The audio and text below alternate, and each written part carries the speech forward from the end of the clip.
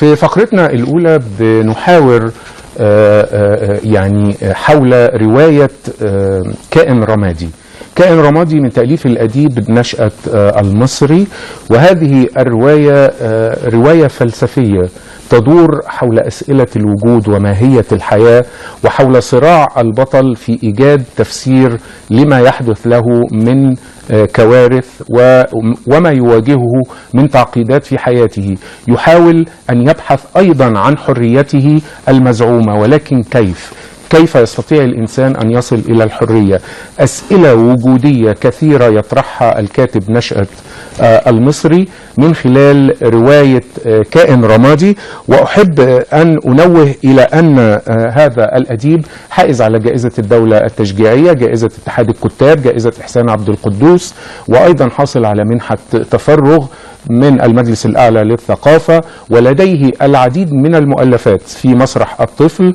كتب للأطفال فترة طويلة، ثم كتب مسرح أطفال، ثم كتب الرواية، وله العديد من الإبداعات الأخرى. سنحاور الدكتورة ثناء محمود قاسم، أستاذ النقد الأدبي الحديث بكلية دار العلوم بجامعة الفيوم، حول روايته كائن رمادي، وهي نفس الرواية التي بعد فاصل قصير سوف أقرأ مقطع منها.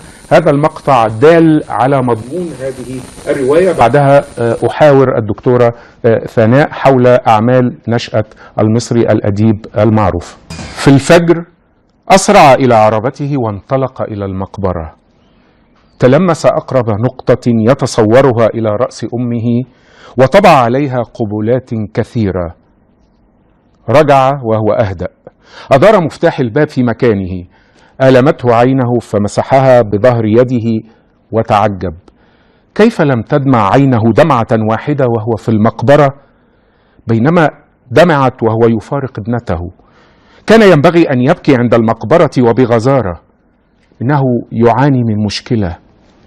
يا وليد، هل جفت الدموع؟ أم هو الشعور بلا جدواها؟ أم أنه الجمود والقسوة؟ همس لنفسه: نحن نتحرك بين قوسي قرن من الزمان، لماذا البكاء؟ ولماذا عدم البكاء؟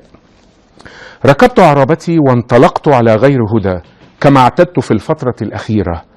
وصلت عربتي المطيعة إلى منطقة زراعية. سمعت لحنا أحبه وأطرب له كما طرب العالم كله. سمعت أيقونة الراعي الوحيد لجورج زمافير. لمحت من بعيد بعض الغنم. لابد أن لها راعيا يمسك العصا وجسمه يتطوح داخل جلبابه. ترى لو أسمعته اللحن كيف يستجيب له؟ أشرت إليه، أتى.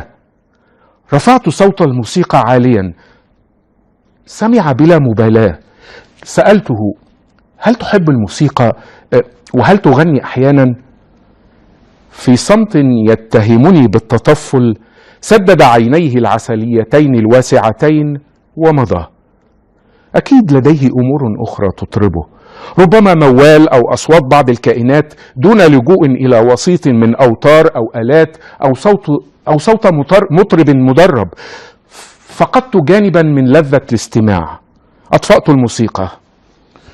لم أجد إجابة يقينية. كيف لم يتفاعل هذا الراعي مع نبضات موسيقى زمافير؟ ومن ناحية أخرى، كيف تفجرت هذه الشهرة العالمية؟ ولماذا؟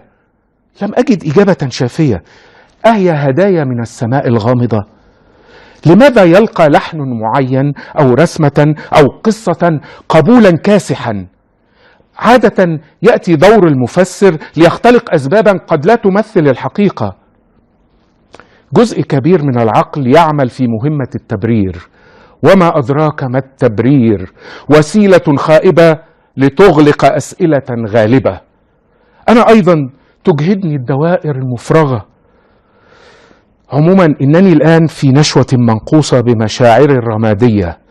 البهجة أن ترفع راية إرادتك المطلقة وتمضي، تمشي أو تسبح أو تطير. أما أنا فترفعني راية القدر على هواها، وكلما تجنبتها لاحقتني واعتلت رأسي. أحن إلى فضاء براح لأجرب الانطلاق فورا، ولكن إلى أين؟ لا يهم، ليكن إلى المجهول، وهناك حين أصل إلى الموقع الجديد سيصبح معلوما. إلا أنني أخشى أن أجد القدر محلقا فوق رأسي هناك أيضا، برغم من أنني استأذنته. لا، عقلي يلهو، لابد أن أجرب ولا أكتفي بالتفكير، فلكل مكان صوت ومعنى بعيدا عن التوقع. إذن إلى هناك. ما هو هذا الهناك؟ لا يهم. ركبت أول قطار ومعي حقيبة متوسطة الحجم ومحمول يرن فليخرس تماما، لا أحب أن يلاحقني شيء، فكل تفاصيل الحياة تلاحقني بلا هوادة. وصل القطار إلى محطته الأخيرة، تأهبت لركوب قطار آخر. كل القطارات لها نهايات، حتى لو سافرت إلى القطب الشمالي. لو كان هناك قطار يأتمر بأمري سيتوقف عند نقطة ضرورية كي لا يسقط في المحيط أو يصطدم بجبل. وبالرغم من أن كل شيء يبدو مجهولا إلا أنه لا شيء مجهول بالمرة. قد لا ندري ما يحمله الغد لنا، لكنه لا يخرج عن احتمالات محدودة. فأين المجهول إذن؟ إننا نتحرك في جغرافيا معلومة لنا منذ زمان بعيد. الهروب أكذوبة. أين أنام الآن؟ الفندق هو الحل. حجزت غرفة بالطابق الأعلى. يمكن أن أستقل صاروخا إلى المريخ أو أي كوكب آخر، ولكن ما المريخ؟ إنه مساحة لها آخر، ومن ثم ألغيت السفر إلى الفضاء. نظرت باحثا عن لا شيء، مستمتعا بمشهد تشكيلات السحب في السماء الأولى. هل السماء الثانية بها سحب أيضا؟ الكون لا يمنحك إجابات، لا يتبرع بأن يعطينا معلومات كافية، ومهما أعطانا لا يلبث أن يتمدد حيث يولد جديد لا نعلمه. محظوظ أيها الكون، فأنت في حالة عدم انتهاء، وبالتالي لا يوجد للمؤقت مكانا عندك.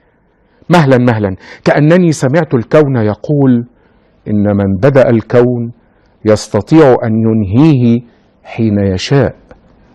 يا إلهي، أغمض المساء عينه وسهلت الأضواء في الفندق والشوارع لأجول بعض الوقت في المدينة التي لم أزرها من قبل. حسنا، هذا السوبر ماركت الضخم. عدلت النظارة، به آلاف الأشياء التي أملك نسخا منها. عدت إلى الفندق. النوم أيضا نسخة مكررة. أغمضت عيني وعقلي. زي ما تابعتم حضراتكم قبل هذا الفاصل في القراءة، إن قرأنا جزء من رواية كائن رمادي، وواضح من المقطع المختار إنه البطل بيعاني من أسئلة وجودية كثيرة. وهذا أيضا ما عبر عنه ناقد هو الدكتور عيد صالح، إنه فسر حتى كلمة الرمادي. قال إن الرمادي هنا ليس اللون ما بين الأبيض والأسود أو اللون الكالح أو غير ذلك من تعريفات، بل هو نفسه بطل الرواية وليد اللي بتمزقه الأسئلة الوجودية. احنا هنحاور الدكتورة سناء محمود قاسم، أستاذ النقد الأدبي بكلية دار العلوم جامعة الفيوم، في هذه الرواية أولا في المشهد المختار للقراءة وباقي أعمال الأديب نشأة المصري. برحب بحضرتك يا فندم. أهلا بحضرتك أستاذ طارق. رأي حضرتك الأول في المشهد المختار ده، وهل كان دال على شيء يعني أو بيشير إلى مضمون الرواية، ثم نتطرق إلى الحديث عنها. مفتتح الرواية في الحقيقة هي يعني كانت بداية الصراع. الأستاذ نشأت يعني قدم الصراع منذ السطور الأولى للرواية، وهذا يتناسب جدا مع طبيعة أزمة البطل. فتفتتح الرواية على زواج ابنته، ومن هنا بدأت المأساة. بدأ يشعر أنه فقد الهدف الذي كان يربطه بالحياة ومجريات الحياة ويعني المعيشة نفسها. ودمعت عينه. قال ان هو الشعر استغرب ان هو دمعت عينه على فراق ابنته بينما لم تدمع على فراق امه عندما ماتت. لان طبعا الاولاد من الاباء يعني مكان. الاهم من ذلك من بدايه الازمه او الصراع بزواج الابنه الذي اعتبر انه فقدها.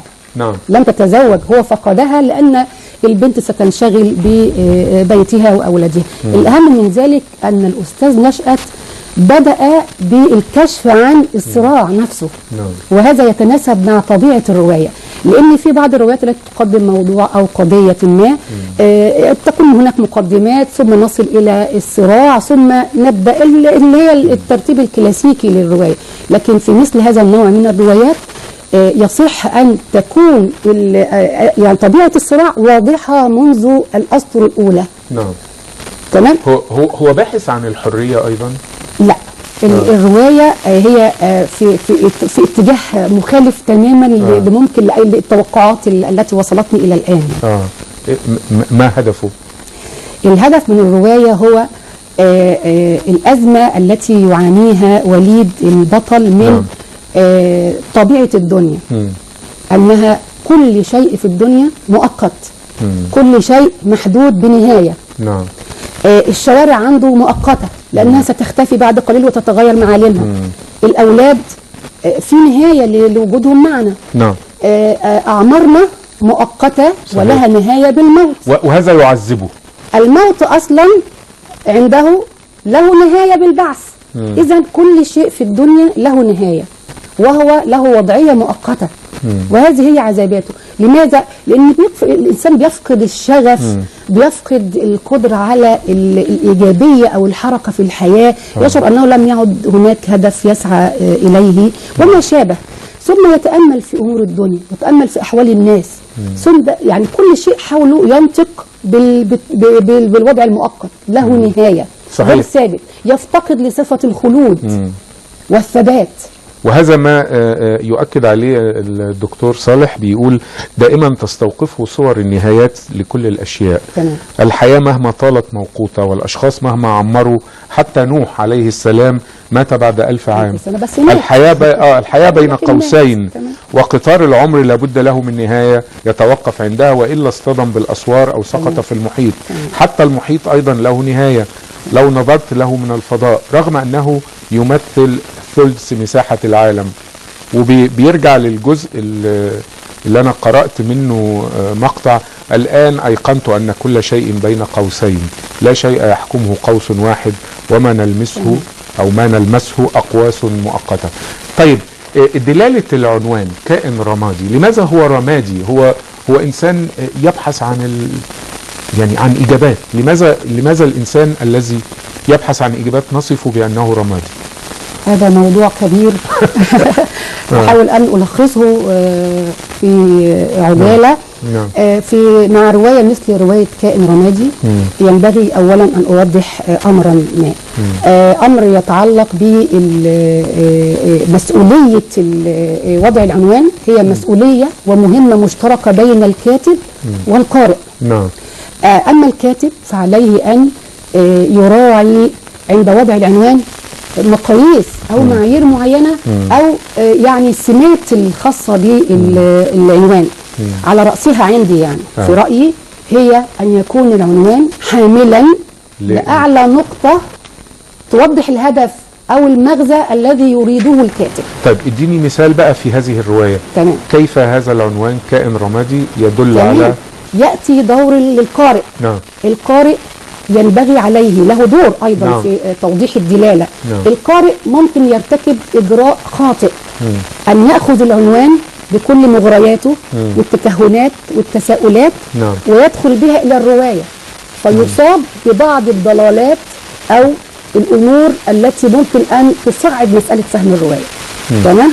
لكن خليني أعرف فهمك أنت يا دكتورة سناء لهذا العنوان. تمام. لكن أنا يعني الرواية حاسة أنها هتاخد أبعاد أخرى بالعنوان.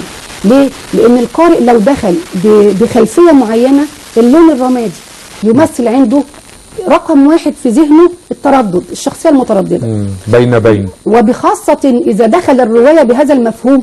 يعني القارئ عليه ألا يأخذ العنوان ويدخل به إلى الرواية. ما هو هنا لماذا وضع الأديب هذا العنوان إذا كنت تعتقدين أنه يمكن أن يحدث خلطا؟ سهل. لا لا لا، الأمور هنا القارئ هنا ينبغي أن يدخل الرواية أولا ثم يخرج إلى العنوان، لا العكس. لماذا؟ القارئ إذا دخل بالعنوان أولا سيصطدم بفكرة التردد، وبخاصة أن هذا الفكرة الوصف البطل بالمتردد ورد على لسان الزوجة الثالثة رحمة، قالت له إيه؟ الأبيض المتردد. فهنا ممكن أن يعني يتبادر إلى ذهنه أن المقصود بالرمادي هنا المتردد، أو ممكن يتصور أنه الكائنات الرمادية اللي هي الموازية للبشر اللي في اعتقاد البعض الكائنات الرمادية الأسطورية اللي هي زي الأشباح. ده واضح يا دكتورة، لكن إيه اللي قصده الأديب تحديدا؟ الأديب يقصد ان الكائن الرمادي هنا ايوه المعاناه اللي بيعانيها البطل اولا. ما احنا لما نقرا الروايه استاذ طارق نقرا الروايه اولا ماشي، احنا قراتيها تمام، نخرج بالمغزى. ما هو المغزى؟ ان معاناه البطل مع الاشياء المؤقته التي لها نهايه، انه مجبر على اشياء، انه مقيد باشياء، ان لا شيء ثابت لا شيء خالد. لو رجعنا للعنوان بهذا المفهوم بهذا المغزى نجد ان العنوان يفكك الى كائن ورمادي. الرمادية هنا لو رجعنا للون الرمادي نجد أنه يحتوي على نفس أزمة البطل. اللون الرمادي لون ليس ثابتا، ليس قائما بنفسه، لا هو أبيض ولا هو أسود. اللون الأبيض لون أصيل بنفسه، الأسود لون أصيل بنفسه. أما الرمادي فهو مرحلة وسط، يعني هو غير ثابت وغير دائم، لا يدوم، وهو أيضا محكوم عليه بين الاثنين. وهذه تماما هي معاناة البطل، إنه محكوم بقدر معين مهما فعل. تمام. محكوم بقدر معين. هل مشكلة وليد في هذا العمل هي فكرة أن هناك حتمية لفناء الكون والبشر؟ تمام، هي اصلا لماذا يؤرقه هذا الهاجس او هذا السؤال لحضرتك؟ هذا الامر لا يحدث لكل الناس. نعم، هذا يحدث للمتاملين فقط من الناس. وقد اشار البطل في الروايه الى انه كان وهو صغير يتفحص وجوه الناس واحوال الناس. المتاملين فقط في احوال الناس ممكن ان يصابوا بهذا النوع. انا يعني عندما قرات الروايه يعني هالني فعلا ان الاستاذ نشأت لمس هذه الجزئيه التي يعني امر بها احيانا تماما كما وصفها. واصبحت متعايشه معاه الان. طب هل قدم حلا لوليد وازمته الفكريه اذا صح التعبير، او ازمته الوجوديه وتفكيره المعذب في ان كل شيء الى زوال، وان كل شيء مؤقت، وان كل شيء بين قوسين؟ هل وجد حلا لها؟ هل هذا حل يا استاذ طارق؟ هذه حقيقه الكون وحقيقه الحياه. تقصد حضرتك كيف حل يريحه؟ كيف يعني انتهت الازمه او انتهت معاناه البطل؟ انتهت ازاي؟ طريقه عجيبه جدا. يعني كما أن الرواية افتتحت بزواج الابنة وفقدان الهدف، انتهت الرواية مع آخر جملة انتهت معاناة البطل بميلاد ابنة جديدة من الزوجة الثالثة واسمها صفاء. طيب هنا آسف للمقاطعة ولكنها ضرورية. لماذا هو يعني قدمه بهذا التخبط الاجتماعي إذا صح التعبير؟ يتزوج ثم يطلق ثم يتزوج ثم يطلق ثم يتزوج. لا هم 3 مرات بس. 3 مرات انا عديت 3 بقى. كتير. لا 3 بس. تجاوزت ال4. لا 3. الحقيقة هذا ليس تخبطا، هذا داخل في صميم معاناة البطل. الأستاذ نشأت وظف هذه المسألة في إبراز وتجسيد المعاناة. هذا ليس تخبطا، هذا يوصل رسالة أنه لا شيء ثابت، لا علاقة تدوم. يعني الزوجة الأولى لم تدم علاقته بها، هي على ذمته، لم يطلقها، ولكن تركها وتزوج الجارة غادة. مكث معها قليلا. هو يهرب من المؤقت، يهرب من المعاناة، ولا يعني يأتي في بالي أنه يذهب إلى المعاناة التي يهرب منها، لأنه عندما تزوج غادة يشعر أن نفس الشيء مسيطر عليه، نفس المعاناة، يتركها ويسافر وكذا، ثم يلتقي بالزوجة الثالثة التي ستخلصه بصفاء الابنة من هذه المعاناة. إذا الزواج هنا ليس المقصود به مسألة اجتماعية بقدر ما هي تؤكد على فكرة الأشياء المؤقتة. العلاقات نفسها الزوجية مؤقتة، وورد ذكر هذا في الرواية في أكثر من موضع. العلاقات، كل العلاقات مؤقتة، علاقة الآباء بالأبناء، علاقة الأزواج مؤقتة، علاقة الإنسان بكل الأشياء حوله مؤقتة بفعل الموت مش بفعل الطلاق، بفعل أي شيء يا أستاذ طارق. لا هذه الفكرة. أيوه. هذه الفكرة في تنوعات هنا.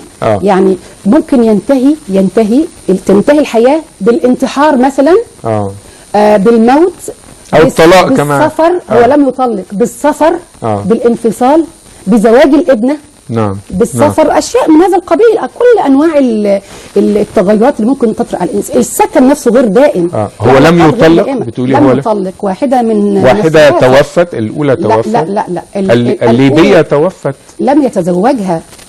هي كانت صديقة فقط. هو تزوج أولا، كان متزوجا من غادة، وكانت قعيدة بسبب المرض، وهي يعني أم الابن الكبرى نانا. ثم تزوج الجارة طبعا سرا من وراء الزوجة، سرا حتى لا يجرح مشاعرها. تزوج بغادة، ثم تركها فجأة وفر وهرب. يعني تركها بلا سبب، ويعني لا تنتظريني مرة أخرى. ثم سافر إلى المنصورة، وحصلت بعض الأمور فتزوج من رحمة. يعني وهم على ذمته الثلاثة. طب ايه دلالة علاقته بأن تكون المرأة ليبية؟ يعني هنا هل لها دلالة قومية؟ هل هو كما يقول أحد النقاد أنه يريد أن نلتفت إلى أزمة ليبيا وما يحدث فيها؟ احنا مشكلتنا يا أستاذ طارق إن احنا بنحاول نبالغ قوي في تفسيراتنا. في رأيي أنا قرأت الرواية مرة واحدة وتجمعت يعني الأمور بشكل يعني أظن إن في يعني توازن مع بعض. هو ذكر ليبيا فقط؟ ده ذكر ليبيا، وذكر تركيا، وذكر المنصورة، وذكر رواندا، ذكر أماكن كثيرة، وهذا مقصود في ذاته. أيضا أحد النقاد قال أن رواندا دلالة برضو على المذابح الإنسانية ورفضه لمأساة العالم. يعني ليس رفضه اللي هو يعني يملك ايه، ده مجرد انسان يعني بيعمل في التجارة، هو ما يملك شيء. دكتورة سناء، سنذهب إلى فاصل ونواصل هذا الحوار حول رواية كائن رمادي للأديب نشأة المصري.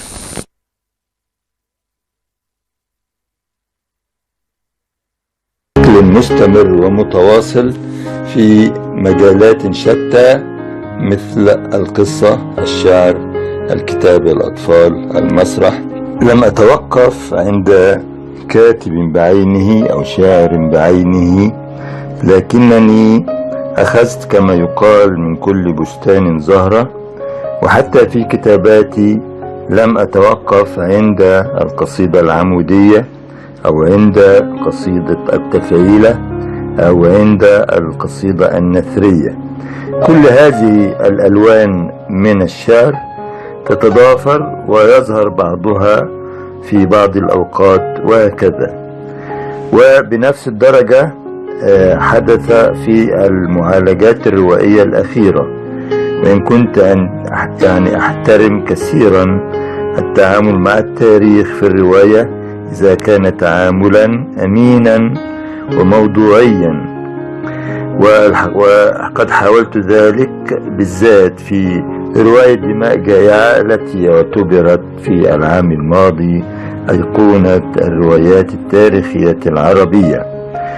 والحقيقة أنني سعيد بهذا الفهم لتلك الرواية التي حاولت أن تكون يعني أن تنظر إلى الشخصية التاريخية على أنه بشر وليس إلها أو نصف إله، كما يروج لبعض الشخصيات الحاكمة في العالم المتخلف أو في العالم الثالث.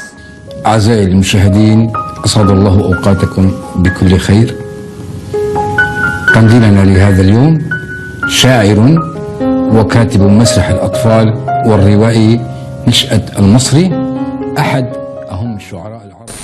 ايضا الدكتور صلاح شعير يعني هو صاحب فكره انه المراه الليبيه وذكر مذابح رواندا هو تعاطف من الاديب مع ازمه ليبيا ومع الماساه الانسانيه التي يعني روع عليها العالم كله. انهار من الدماء كانت في رواندا، اقتتال اهلي استمر فتره طويله، وكانت بحور من الدماء بالمعنى الحقيقي وليس المعنى المجازي او الادبي. لكن الدكتوره سناء محمود قاسم، برحب بحضرتك مره اخرى، بترفض هذا التفسير وبتقول ان هو دي قراءه يعني ممكن يعني ما تبقاش حقيقيه، هو يعني تظلم الفكره، تظلم صميم فكره الكائن الرمادي. ولكن ايضا في الروايه او في العمل الادبي لابد ان يكون هناك دلاله لكل شيء. عندما اجعلها ليبيه لازم افهم لماذا هي امراه هنا في الروايه ليبيه، لماذا؟ يعني نحن نترك اهم شيء في القصه ونتمسك بالبلد. الكاتب بيختار بلاد كثيره ليكون ان المعاناه موجوده في كل مكان. لا احنا بنتمسك بالبلد لدلالتها الانسانيه. لا هنا بنبعد عن الموضوع يا استاذ طارق. المذابح الانسانيه في رواندا ليس دور الكاتب هنا ولا فكرته، يعني عفوا. لا ده مش فكرتي، ده الدكتور صلاح شعير هو اللي لا انا بعرض وجهه نظري انا الخاصه. ان البلد هنا ليس لها اي مدلول، ولا اي بلد وردت في الروايه لها اي مدلول غير تعميم الكاتب فكره الموت، فكره الفقد، فكرة الأشياء المؤقتة على ليبيا ورواندا وكذا وكذا. رواندا لها تحديدا قصة، يعني قصة ليبيا تحديدا، ويعني ننحي مسألة ليبيا تحديدا. هذه المرأة ماتت نتيجة لمرض، إذن علاقته بها أصبحت مؤقتة. أيضا تكشف عن أن الموت يأتي يعني لا توجد مقاييس او معايير او ضوابط للموت، ماتت. الامر الاخر والمهم ان هذا حال الدنيا، يعني حد يموت وحد ياخد فلوس، يعني هي تركت له كل ثروتها باسمه، تركت ثروته رغم ان هم لم يتزوجوا. بالظبط كده. هو صديق، يعني ده شغل بقى الادب، يعني مش احنا لا نبحث عن تفسيرات واقعيه، يعني هذا ادب، هذا ادب. الكاتب بيحاول من خلال قصه ليبيا وقصه مثلا الراعي، قصه مثلا موت رمزي، قصه الجار المحترق، غيره مجموعه قصص قصيره ملأ بها الروايه ليثبت ان الموت او الاشياء مؤقته تحاصر الانسان في كل مكان. فهذه من ليبيا وتراسلني وكنا علاقه كذا وكذا، فجاه توفيت وتركت له ثروه. في جمله بيقولها الدكتور صلاح شعير: التشتت الفردي وفقدان البوصله. لقد تناول المؤلف هذا المعنى على المستوى الفردي في شخصيه وليد الذي يعاني من التشتت الفكري والعاطفي، فبعد زواج ابنته لم يكن وفيا لزوجته غادة التي أفنت شبابها من أجله، وبمجرد أن امتلك المال تزوج من جارته إيمان، ولكن هذا الزواج أيضا لم يحقق له الإشباع، فهرب إلى مكان آخر وتزوج بفتاة صغيرة من المنصورة. الدلالة من كل هذا التخبط الذي ضرب حياة البطل إنما هو صورة واقعية للخواء الداخلي الذي يعاني منه الفرد العربي. المشكلة أن هذا الداء المطمور في الأرواح يتضخم نتيجة لفقدان البوصلة على المستوى الشخصي. وإيه دخل العربي؟ ده كده أخذوا الرواية في منطقة اجتماعية. ده رأي ناقد، يعني أنا بحاور حضرتك فيه. ما أنا يعني هذا قد لك مطلق الحرية تختلفي معاه. في اختلاف أكيد، لأن أنا بقدم رؤيتي الخاصة. الرواية فلسفية بالدرجة الأولى، ثم نفسية بالدرجة الثانية، وليست اجتماعية نهائيا رغم زواجه لأن الأحداث المتكرر. طب هنا حضرتك منين أيقنتي أنه لم يطلق؟ يعني جمع ما بين موجود. أيوة تمام. ترك غادة وكان يزورها. لا، هي كانت قاعدة. تركها بمعنى أنه ما طلقاش. هو على فكرة كان محبوبا من الثلاثة. وكان يعود إلى غادة الزوجة الأولى ويقضي معها لحظات من الرومانسية ما كانت تسعدها وتسعده وتسعد الابنة. الزوجة الثانية إيمان كانت جارة غادة وتكون لها كل الاحترام والحب، لكن تزوجها في السر. ليه؟ حتى لا يعني تغضب الزوجة. هو هنا ليس متخبطا، وليست الرواية فيه أي مسحة اجتماعية، ولكن أراد أن يقول إن البطل هنا وليد يهرب من الأشياء المؤقتة فقط. هذه هي عمق المأساة، ليس بالندل يعني يهرب من الزواج لأنه مؤقت؟ لا، هو يبحث عن يهرب من الأمور التي تذكره بالنهايات والمسائل المؤقتة. هرب من البيت لأنه لم يعد فيه ما يدفعه إلى البقاء. نعم. جلس أو عاش مع غادة فترة وسنوات، وسافروا وتاجروا وكذا وكذا، ثم أخذ شنطته الرمادية وتركها لأنه يعاني أزمة. هو ليس ندلا، وإلا كنا فسرنا في رواية الشحاذ إن عمر الحمزاوي كان ندلا أيضا، لأنه بعد أن ضحت زوجته تضحيات يعني عظيمة جدا جدا، وكان يشعر بالذنب، لم يتهمه أحد من النقاد بأنه نزل، لأنه هنا البطل يعاني من أزمة نفسية ومرض نفسي. صحيح. فلا نحاسبه ولا نحول الرواية إلى مجال اجتماعي، هذا يضرب الرواية في الصميم. لماذا أنهى الرواية عام 2032 يعني في الزمن المستقبل بولادة الطفلة الصغيرة في تقديرك؟ هو أستاذ نشأت من ضمن التكنيك الفني الذي يستخدمه في الرواية عظيم جدا جدا ومرتبط بأزمة البطل. كل تكنيك فني وكل عنصر من عناصر الرواية وظفه الأستاذ نشأت في خدمة إظهار وتجسيد معاناة البطل. جميل. الاستباق الزمني يا أستاذ طارق. أيوة. استباق زمني. أيوة. يعني إيه؟ لماذا؟ أنا مثلا دلوقتي عايشة الحاضر مثلا، وحاسة إن الأشياء بتنتهي ومؤقتة، تمام، خلاص مفيش مشكلة. طيب واحنا عايشين دلوقتي يقول لك ايه؟ طيب السنه اللي جايه عايز احقق كذا، فيقول لك اجي السنه الجايه جت وحققت كذا، وماذا بعد؟ هنعيش برضو هذه اللحظه الآنية وقد انتهت. طب بعد 5 سنوات حققت كذا، وماذا بعد؟ كذلك هو تفسير تعريجه على بعض المسائل المستقبلية في مشكله اثيوبيا، سد النهضة. يعني يذكر سد النهضة وليبيا ومذابح رواندا، وحضرتك تقولي لي ان كل ده ليس له علاقة بأي حاجة، لسبب بسيط ليس جدا. له يتزوج 3 مرات، وحضرتك تقولي لي ليست طبعاً. الرواية رواية اجتماعية. تماما ليست اجتماعية، هي رواية فلسفية نفسية بحتة. التفسيرات دي لو حضرتك حابب ان انا اقولها لك، مش تفسيراتي انا، دي تفسيرات النقاد. انا بقول التفسيرات دي مش تفسير. هذه التفسيرات لو حابب اقولها لك حالا اقولها لك في ايجاز شديد جدا. يعني مثلا هو مثال واحد، مشكلة سد النهضة مثلا. احنا الآن في مشكلة وأزمة مية جاية وكذا وكذا، والناس مشغولة بهذه المسألة، تمام؟ هو عايز يقول ايه؟ ان احنا ممكن حتى لو افترضنا جدلا ان هذه المشكلة حلت، طب تعالوا نعيش مع بعض كام سنة كده، ومصر عملت كذا وكذا وكذا، واحنا حاليا بعد 5 سنوات، ماذا بعد؟ نحن الآن أيضا في مرحلة النهايات، وماذا بعد؟ ماذا سنفعل؟ خلاص حققت هدفك، انتهت المسألة. المسألة عنده بتبقى مؤقتة بتحقيق الهدف أو عدم تحقيق الهدف. رواندا تحديدا يا أستاذ طارق هو عايز يوصل رسالة. رواندا هنا واللي ذكروا من مشكلة رواندا إيه؟ المجازر والمذابح الجماعية، وذكر أيضا زلازل، حتى إن وليد رمزي ابن الزوجة الثانية توفي على أثر وقوع زلزال. طب لماذا يذكر الزلازل؟ لماذا يذكر المحرقة أو المجازر اللي تحدث بمئات الألوف؟ إن الإنسان نفسه الغالية تكون رخيصة في الموت، فلا يقتل أو لا يعني يفنى أو ينتهي شخص واحد ده في لحظة. نعم. بينتهي آلاف ومئات الآلاف، بهذه السهولة تنتهي حياة الإنسان. كويس، جميل. يبقى هنا فعلا بيستغل هذه الأحداث للتخديم على روايته أو هدفه من الرواية. كل شيء بيخدم معاناة البطل، الأزمة اللي بيعانيها، إن شبح الموت مهيمن على الرواية كلها. لكن حضرتك قلتي لي الطفلة في عام 2032 دلالتها إيه؟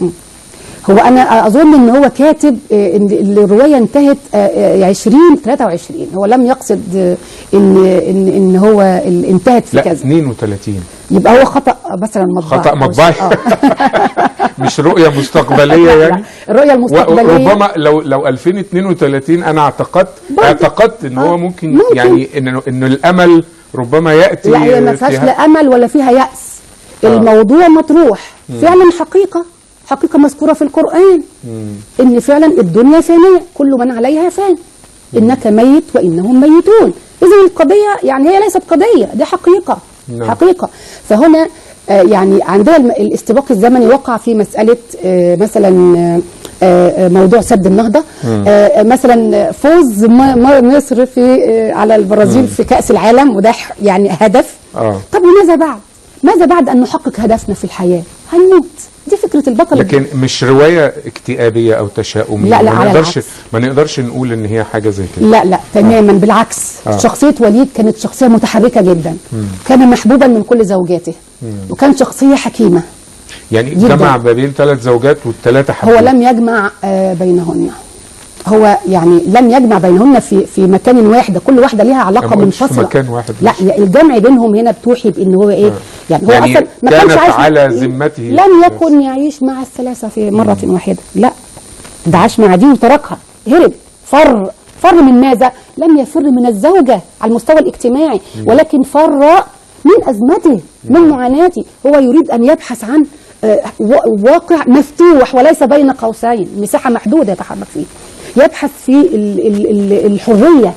طب ما يمنحها هي كمان الحرية، يعني هي قبل ما يروح للفضاء ده الفكرة مسيطرة عليه هو، لا هي.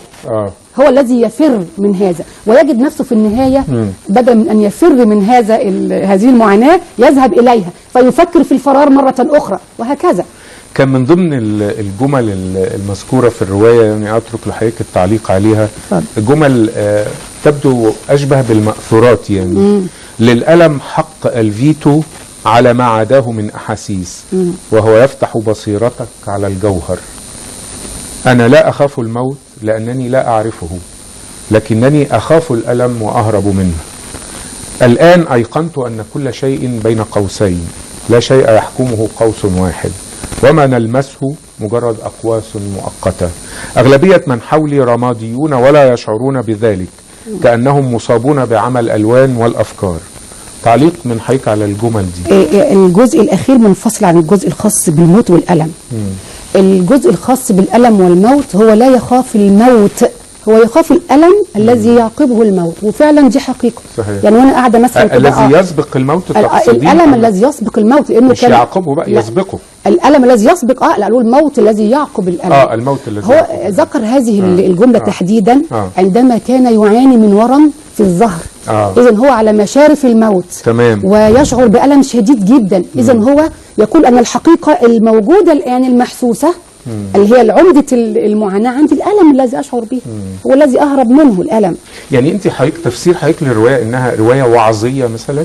لا ورواية أخلاقية فلسفية؟ لا هي فلسفية. فلسفية ترصد، يعني نعم. باختصار ترصد حالة من حالات النفس الإنسانية في يعني ظروف معينة. هو ظروف الكاتب هنا أنه فقد الابن، فقد الهدف الذي كان يعيش عليه، فبدأت المعاناة. هي حالة فقط، الحالة دي عندي صحيح، وجدتها عند الأستاذ نشأت. جميل. يعني موجودة عند الناس عموما، عند المتأملين فقط من الناس، عند المتأملين فقط. وطرح في الأدب هذه الأسئلة الوجودية كثيرا، وربما أدبنا الكبير نجيب محفوظ طرحها في الطريق وأيضا في الشحاذ. سوف نسأل الدكتورة ثناء محمود قاسم بعد هذا الفاصل عن هذا التماس أو هذه الأسئلة الوجودية في الروايات بعد الفاصل. ليقيم في القمر بعض الوقت، وكانت الحروف تغازله وتشده بسحرها مبكرا جدا، لكنه لم يتتلمذ على يد مجلة أطفال لم تكن تصل إلى قريته منية النصر، ولم تتضمنها مكتبة المدرسة الفقيرة جدا. ولد الشاعر والكاتب المسرحي وكاتب قصص الأطفال نشأة شوقي محمد المصري في مصر بمدينة النصر في محافظة الدقهلية بمصر.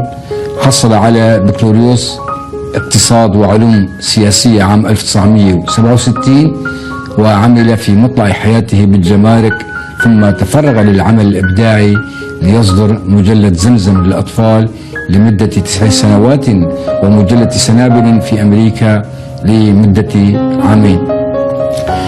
يعتبر الكاتب والشاعر نشأة المصري من الأيقونات الأدبية التي لها باع كبير في مختلف الأشكال الفنية والأدبية ما بين المسرح والرواية والقصة القصيرة والشعر وأدب الأطفال. بدايته كانت مع الشعر بشكل خاص، وانتقل بعدها إلى أدب الأطفال، ثم النقد الأدبي والسيناريو والبرامج الدينية. ومن أكبر الأعمال التي قدمها للتلفزيون المصري برنامج تأملات أدبية. أهلا بحضراتكم. بنعود مرة أخرى وحوارنا مع الدكتورة سناء محمود قاسم، أستاذ النقد الأدبي، كلية دار العلوم، جامعة الفيوم.